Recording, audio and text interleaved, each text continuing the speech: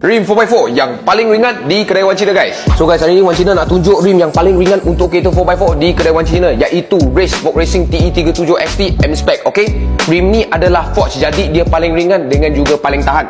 Tetapi berat dia kita tunjuk pada akhir video ni. Korang tengok video ni sampai habis. Okay, so spek untuk rim ni adalah 18x9 offset kosong, PCD 6x139.7 untuk kereta Toyota Hilux, Ford Ranger, Ford Ranger Raptor, Mitsubishi Triton, dengan juga banyak-banyak 4x4 lagi yang pakai PCD 6x139.7. Pasang dekat kereta memang dah nampak terkeluar sikit daripada fender kereta yang original. Kalau yang dah pasang fender tu memang kena tambah spacer sikit lah untuk nampak lagi keluar sikit, sebab tayar ataupun rim 4x4 pasang terkeluar sikit daripada fender baru nampak agresif, baru nampak garang, baru nampak 4x4, guys. Okay, so kita ada warna bronze di depan Wan Cina ni sebab apa? Sebab warna ini memang universal untuk banyak kereta.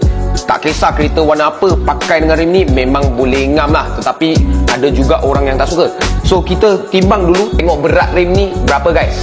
So guys, kita timbang tengok berat dia berapa. 9.55 kilo saja untuk rim 4x4 forged, guys. Okay, so inilah berat dia. Jangan risau, dia memang tahan untuk kita korang sebab dia memang forged. Okay, so itu saja untuk video ni. Kita nak tunjuk sikit rim yang paling ringan untuk kereta 4x4 di kedai Wan Cina. Okay, TE37 XT buatan Jepun. Okay, kalau korang suka video ni, tolong like, share dan komen dekat bawah apa yang korang nak tengok seterusnya. Macam biasa, cari Wan Cina. Thank you, guys.